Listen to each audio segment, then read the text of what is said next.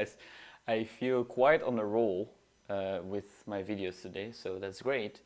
And I wanted to talk about yet another topic which ties into setting boundaries and taking responsibility for your own feelings and how to allow others to do the same. So sometimes we can find ourselves in a situation where we feel like we need to draw a boundary. We need to share that, hey, right now I can't do this, or this doesn't feel right. For example, when somebody invites you to come to a party, but you feel deep down that you want to do something different, you want to work on your art, or you want to talk with your mom, or you want to stay home and play with your dog, or whatever it is, and you don't feel like going to the party or hanging out, then communicating that can be difficult. Setting that boundary can be difficult, especially when the other person might react disappointed, right? So in this example, somebody invites you, you don't feel like going, you share with them, hey, I actually don't really feel like going, I want to do something different. They act disappointed, or you can feel that they act disappointed. As empaths, as sensors, this can be very challenging and difficult to deal with, because of course we don't want to disappoint the other person. Maybe we thought about, I'm not sure what I should do, should I say that I want to go, but actually I don't, and then when you go there and then you're actually there, you don't really enjoy being there, and so it's actually a waste of time. So it's not the smartest decision to let them kind of like violate your boundaries, because you know that they would feel disappointed if you said that you didn't want to hang out or do something with them, right? So after going through a lot of these situations where you feel that, hey, but actually I just don't want to go, and I can just say that, and the fact that they are disappointed is their problem, right? This is another stage that you can then reach where you're like, well, it's their problem. I don't care about the fact that they are disappointed, right? However, I think there is yet another stage to this scenario where you can share with them that, hey, right now I feel like I need to be alone at home, and I need to feel connected with my, I don't know, dog, or with myself, or whatever. So I don't want to go with you tonight. They respond disappointed, and you can notice that, hey, I can see that you feel disappointed. Let's talk about this. And then you can clarify the fact that, and it's not about justifying yourself. It's not about justifying why you want to be home. No, it's about noticing that they are disappointed, and it's probably because they are afraid of something, or because they had certain expectations and they didn't maybe share them with you, and then they feel disappointed. So you can acknowledge that they feel disappointed.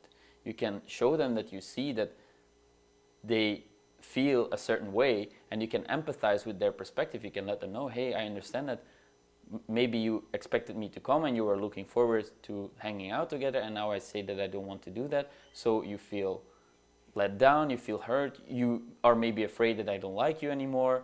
All these things, right? You can talk about it, you can share with them your thoughts, your perspective, you can reassure them, and you can show them that I am standing up for my own boundaries. I am letting you know that I want to be alone right now, or I want to do this thing right now, and it's not in line with what you invited me to do, right?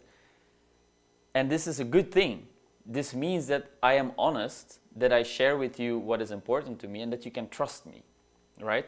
If you then still act upset or disappointed, then I think it's important for you to take a moment to really look into yourself and take responsibility for your behavior, for your feelings. Own your feelings. Own your feelings. Own the fact that you feel disappointed, even after I explained or I share with you my perspective, and I share with you that this is actually a good thing that I tell you that I don't want to go, because that means that I can energize, like charge myself again. And so when you do invite me and then I agree, then you can know that I really want to hang out with you, right? Because otherwise I would say yes, and I would actually not want to be there. And this is then again not what we want, because you want probably to feel like we're having a good time together, but if I'm not there because I feel like I don't want to be there, you will feel that. So it's actually not good for the both of us. And what I want to try to wrap my and your head around is the fact that, okay,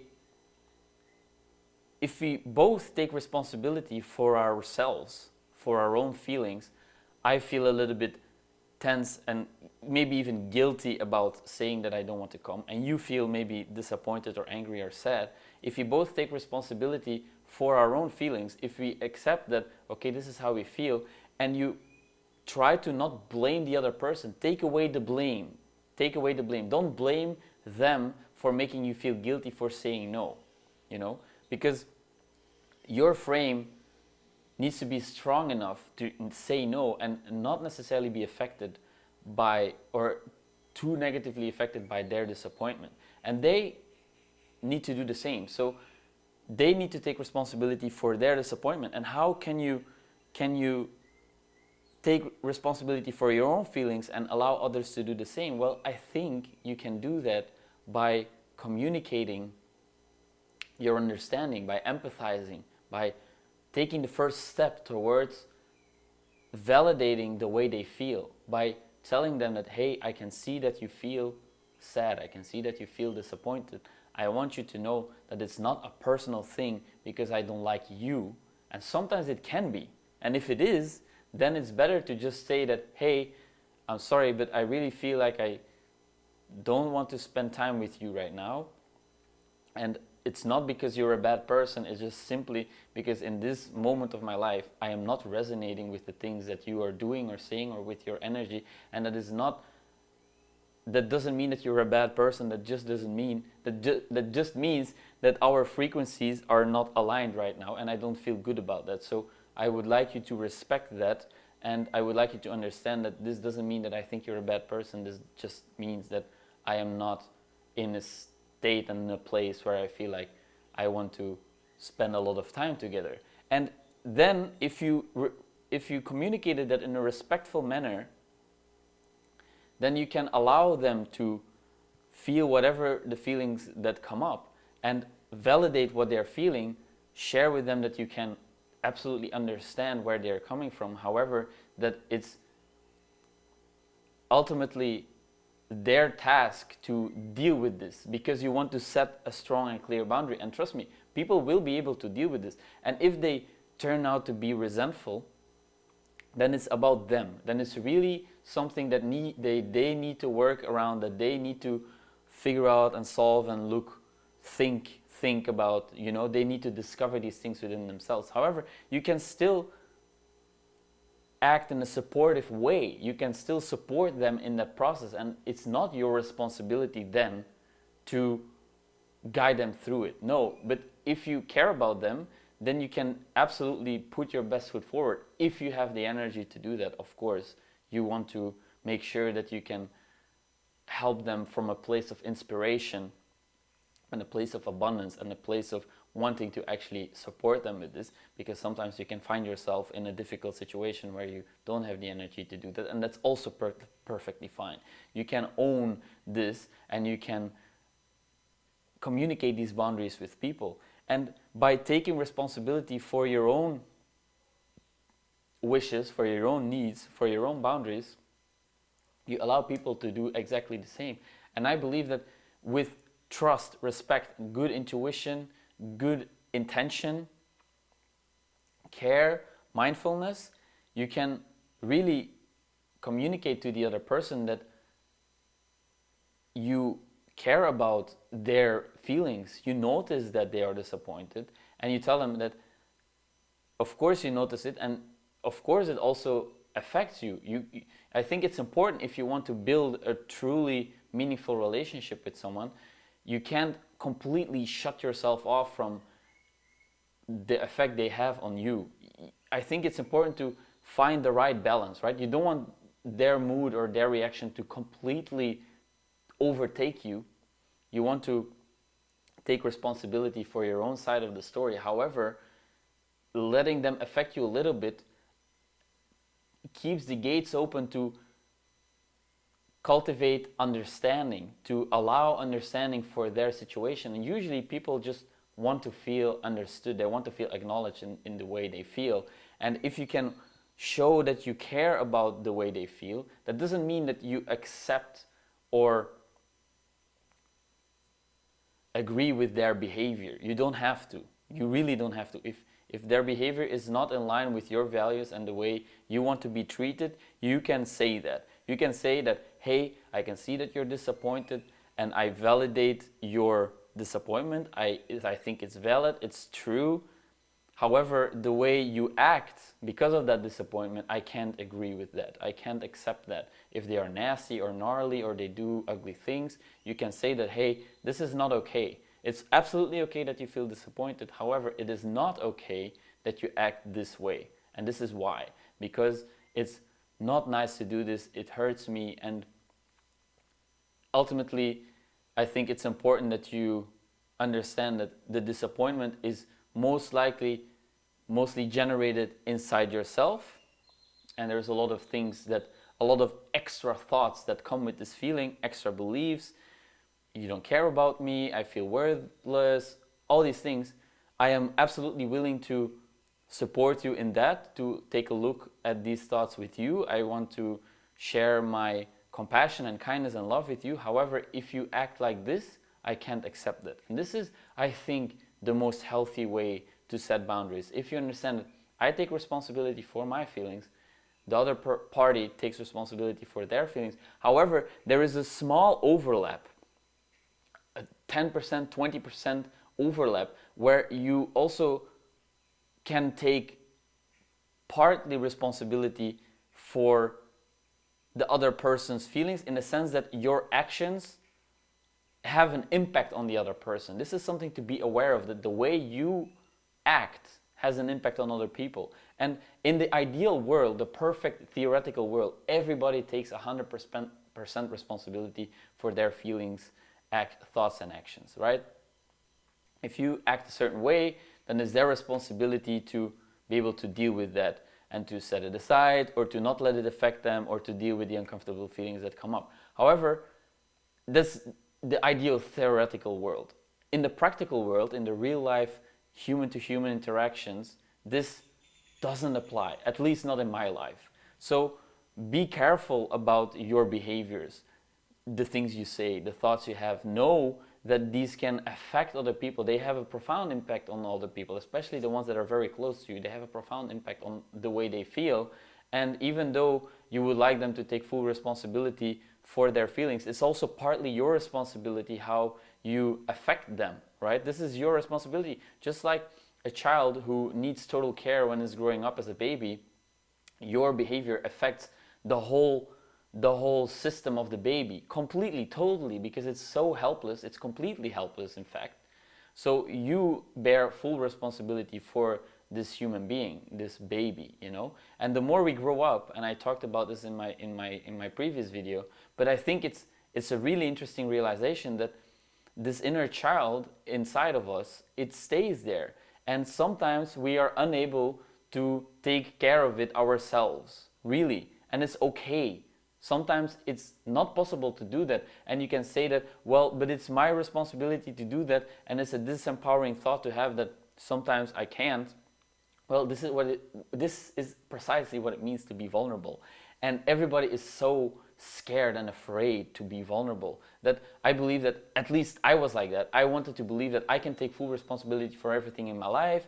Nothing can affect me. And this is how I'm going to live, so I am invincible and unable to get hurt and feel hurt and disappointed by other people. This is not how it works. This is really not how it works, because if you do that, you shut yourself off completely, and it's a very lonely place to be in. Really, it's a very, very lonely place. And ultimately, we are social beings who need to relate to one another, who need to feel close. We want to feel that we can be safe with people. And of course, you don't want to go around and share all your vulnerabilities all the time with everybody that you're meeting, all the strangers. You know, the people need to also earn the trust in a sense. You need to know for sure that if you share a vulnerability with them, that they will treat it with respect. With respect, it's very important to have your vulnerabilities be treated with respect. And so you want to, it's okay to go through these phases, these stages, where at first you take completely there. As an empath, as a sensor, I used to do this all the time. I take on the disappointment of other people, or the anger or the sadness, and I take it as my responsibility. It's my responsibility that they feel like this, and I'm such a bad person because now look, that's how you made them feel. It's your fault, right?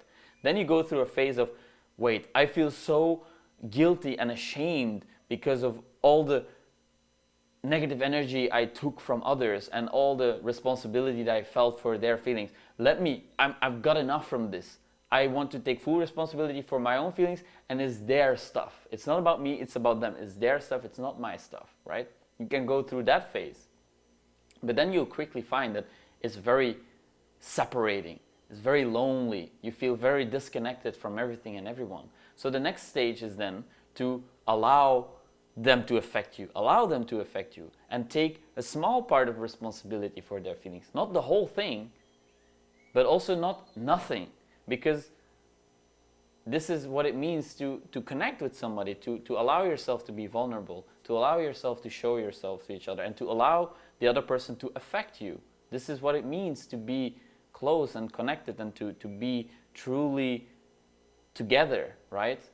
So I wanted to voice my thoughts on this topic because I think it's very important to understand that yes, you want to take full responsibility for your feelings, and sometimes it's okay to outsource your responsibility a little bit. And you want to always be respectful towards people, their feelings. You want to validate their feelings. What they're feeling, is always valid. What they do, how they act, how they behave, that's a totally different story. And there you can communicate and draw clear boundaries. You can say that, hey, this behavior, I really can't accept this.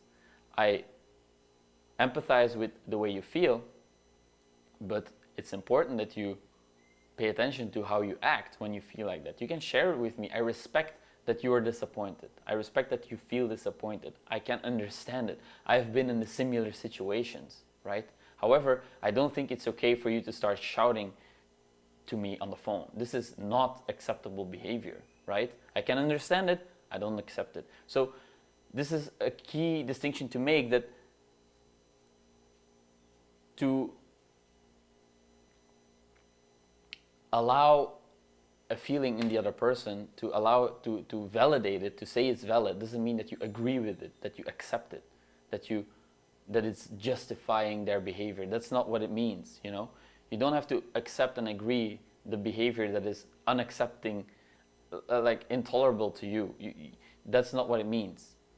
It means that you validate what they're feeling, and usually this will significantly reduce the negative behavior they will engage in, because usually they just want to be acknowledged for their feelings. They just want to feel understood, right?